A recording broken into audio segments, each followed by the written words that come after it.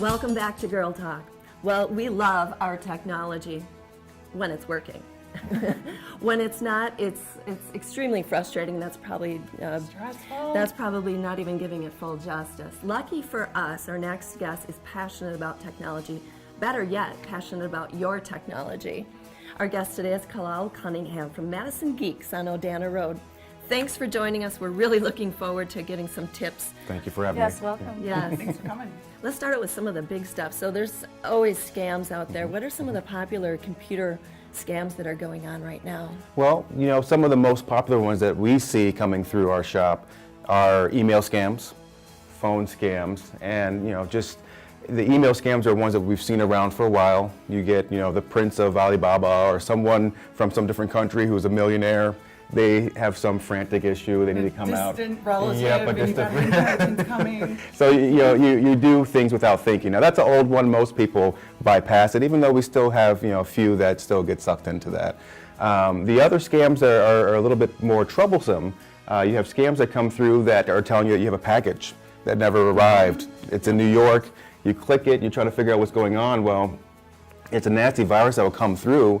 And not that there's not a UPS actual, valid one, but a lot of these are fraudulent. They'll come through and they'll, encrypt your data. And at that point, they'll hold your information as ransom, and they want you to give them money to, decrypt their information. And get access back. Yep. That is terrifying. Yeah, it's very It scary. is, and they're Yep. using really familiar names that we know and trust, Exactly. like UPS Yep. and USPS. FedEx. Industry FedEx. related. Because I'm a realtor and I've got ones that are like, I've got a lakefront property, Yeah. blah, blah, blah. Yeah, I'm yeah. like, So something to be very vigilant about and be Yeah. very cautious of, because it's very concerning. Well, and I've heard, and I try to be cautious, but I don't really know when and when not to. But using public Wi-Fi, Yeah. is that a dangerous thing? And if so, how do you keep yourself from getting hacked while using a public Wi-Fi access? Well, it's a dangerous thing. Unfortunately, it's familiar to a lot of us. We go to the coffee shop, we go to the library, we go to the hotel, airport for that matter, and most of these companies are securing their network, so when you're on there, you're not,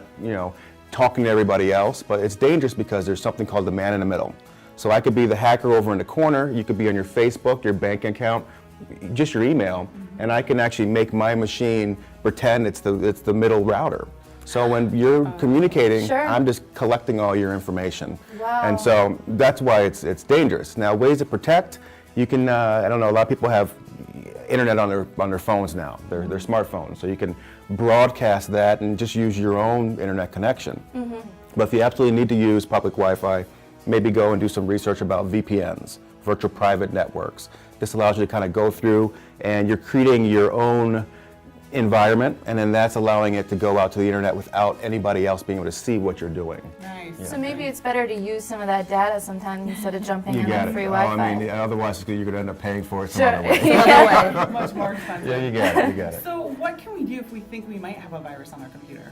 Well, there's many things. I mean, the biggest thing is to call a geek. But otherwise, there's a lot of free tools out there that can allow for you to scan on your, whether it's an Apple. A lot of people say I don't get viruses on Apple. That's not true. Cell phones get viruses, and of course PCs, Windows-based machines. So there's a lot of free online scanners that are available.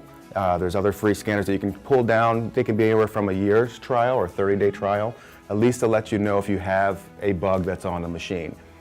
Depending if the virus is relatively recent, you can do these scanners and they can typically, clean up the machine and then just kind of be a little bit more cautious on what you're clicking on later on. Sure. But, at the end of the day, you want to still probably get somebody to look at it, but the trick is to, first determine or help yourself determine if you have a virus by, doing some kind of self-scanning. Sure. I imagine backing up is another important thing. I admit I'm a little guilty on that. Right. Talk to us about backing up your data. Yeah, well, backing up, we're all guilty on. So, I mean, this is one of the biggest issues that we have that people come in with. So you want to just make sure you have redundancy. You have your information in two places at all time. I have a lot of people that bring in a backup drive, and that drive is the only drive that they're using for their information. So have it on two drives if you have to do that, or make sure it's in the cloud. On a thumb drive, you just want to have multiple locations with this information, because otherwise you're going to be at a loss when it fails. Sure. So I have been using, we talked about this earlier, I've been using the same password forever. What is a good practice to create an awesome password or more than one and keep track of them all? Right. Well, I mean, there's password keepers that you can keep on your phone to at least keep, passwords that are in there, so you can use different passwords. But you want to definitely use characters, uppercase characters, numbers, patterns that are not going to be easy for the average Joe to guess, because that's, I get a lot of machines in and we ask what the password is and they say password. So Password 1, 2, 3. That's not mine. Well, we are unfortunately out of time. We must have you back. These are all really important and interesting things. Thank you for coming in today. Thank you for having me. We'll be right back. We have Conant Automotive coming up next.